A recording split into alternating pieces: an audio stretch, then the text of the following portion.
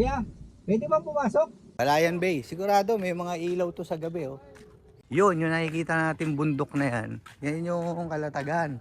Yung mga naka BYD, mas maganda meron kayo nito para sa outlet. Ayan, oh. Merong Thomson na breaker, di ba? So una natin sasaksak to bago natin dalhin. Ito yung binibigay ng BYD na portable charger. Hindi na kailangan ng ground kasi meron ng breaker.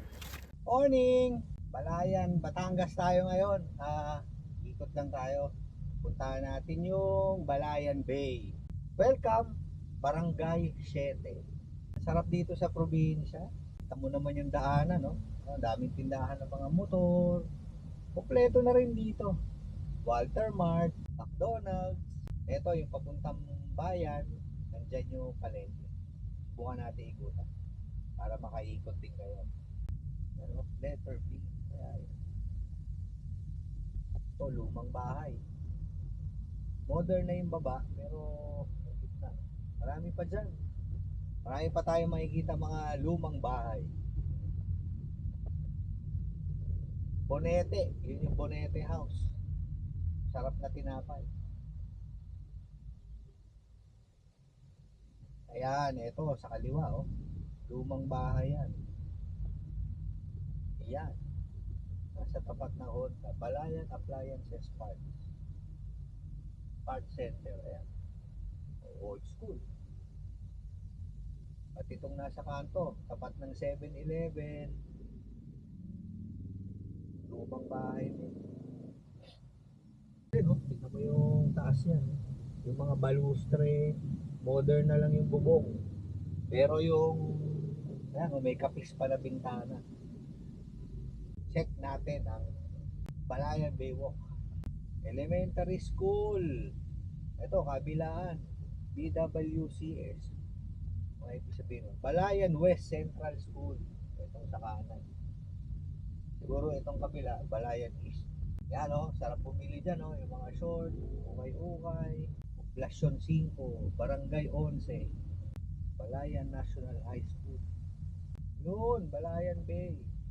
So, bukas yung gate. Hindi ko lang alam kung pwede pumasok. Kuya, pwede ba pumasok? Pwede pumasok? Yung tao lang po, sasakyan dito. Saan pwede mag-park? Ayan. Ayan. Salamat. Nakapark na tayo.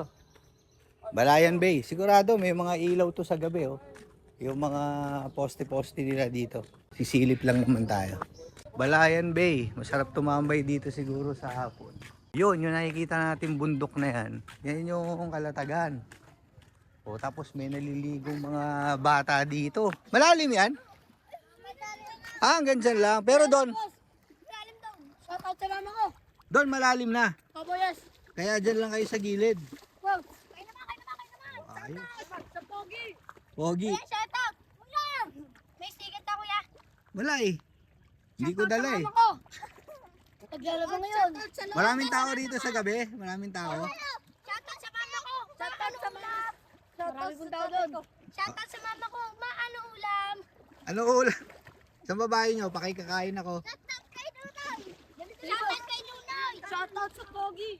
Ayan, dito may mga cottage na pwedeng tumawag. Ha? Shoutout sa BLYN. BLYN? Ano yun? Basketball. Basketball. Under. So maliit lang siya. So itong mga cottage na to siguro libre. Pwede kayong tumambay. Tapos banda doon may ice cream shake froyo. May nakita ako. So this is Balayan Bay. Woo! Balayan Bay. Balayan, Batangas. So dito, kita mo na yung simbahan. Alam ko ito na yung pinaka-sentrong bayan. Itong Balayan. So ito yung rotonda. Ito may court dito. Nasa gilid po tayo ng simbahan. Yung simbahan, ayan, nasa kanan side natin. So ito yung simbahan ng Balayan, Batangas. Nandito yung ICC. Dito nagtuturo yung mga kumpare ko. Ayan, teacher sila dyan. Immaculate Conception College. Ito, mga commercial spaces, fire station. No U-turn, no left turn. For four wheel. Ako, iikot tayo. One way kasi yan eh. So dito tayo ulit sa intersection. Walter Mart tong nasa kaliwa natin, Jollibee tong nasa kanan. Yung nandyan sa Jollibee side, yan yung galing ng Calaca, Lemery.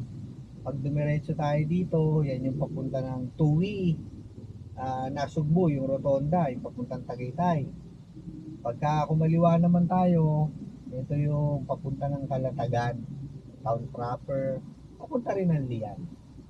Gamit natin ngayon, BYD Atto 3. Dumating kami kagabi, sinarge ko to 50%, nag-charge kami hanggang mga 10 PM, 10:30. Tapos kaninang 7, sinarge ko ulit. So naka 85% ako kanina, so 35%. Medyo matagal pagka yung sa plug, yung portable lang. Kasi 1.7, 1.8 kilowatts lang ang pasok sa kanya. Unlike talaga yung binili mo na naka-wall, medyo 6 kilowatt yun to 8 kilowatt. Mas mabilis ang charging. Pero okay na rin to kaysa wala. At least pag ganito overnight naman, kinabukasan, magagamit mo. Tapos sa itong 85, ngayon 83%, nasa 333 kilometers yung range. Pero syempre depende sa pag-apak mo yan. Saka kahapon pala, nung galing kaming Tagaytay, bumaba kami ng Kalakama, Dalunod. Ang maganda sa mga pure EV, yung kanyang regenerative braking.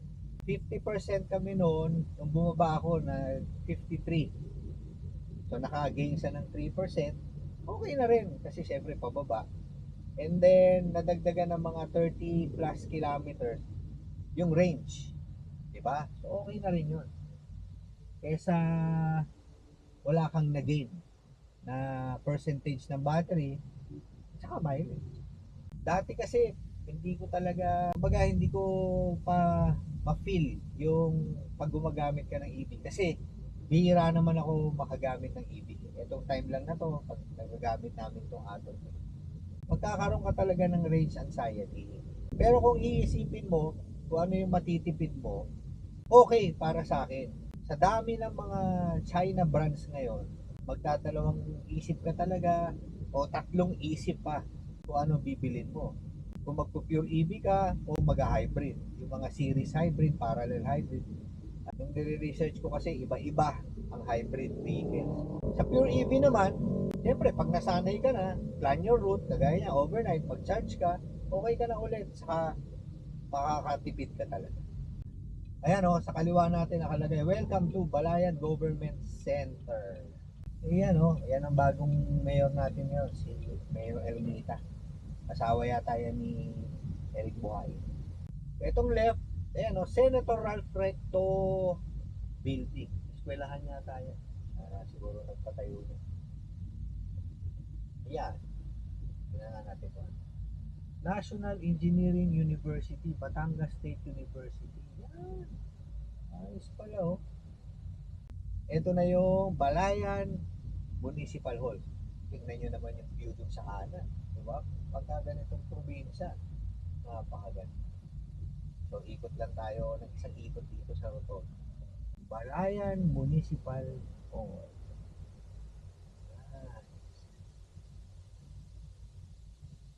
Sabado ngayon kaya wala masyadong tao. So yan.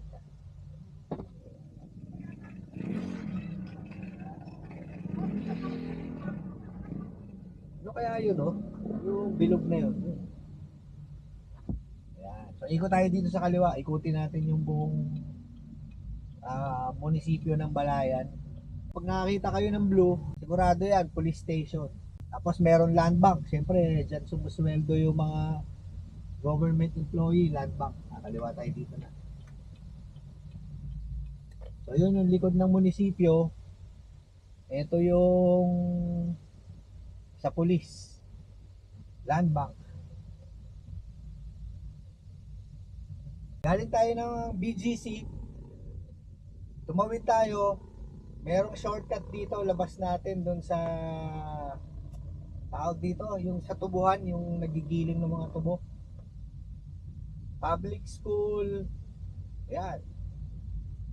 Daming daan dito, no? gym na yan, donated by Ramon Ang. Ayan o. O yan, may mga event dyan o. Cuenca National High School, ano yan? Parang cheering sila. Ang swimming pool, yung kay Eric Buhain. Yan o. Olympic size swimming pool. Nandito pala tayo sa Barangay Caloocan. Ito yung kanilang Barangay Hall. Yan, sa kanan. Tapos sa gymnasium, basketball court. Yan, Barangay Caloocan. I love Caloocan. Yung sugar plantation dito. Pero alam ko binenta na yan eh. Kanan tayo dito. Etong kaliwa, Universal Rubina nakalagay. Eh. Sugar and renewable yan. Ayan siya. Ito yung daanan doon sa gilid ng subdivision ng anak ko. Dito sa Balayan, mga dumadaan dito, narinig ko sa gabi, umaga, yung mga truck na may dalang tubo. Diba? Ang saya dito sa Balayan. Oh, kung nag-enjoy po kayo dito sa aking maiksing video dito sa Balayan, Batangas, at marami pa tayong pwedeng ikutan, pa-subscribe naman sa aking YouTube channel, Psycho Patrick TV.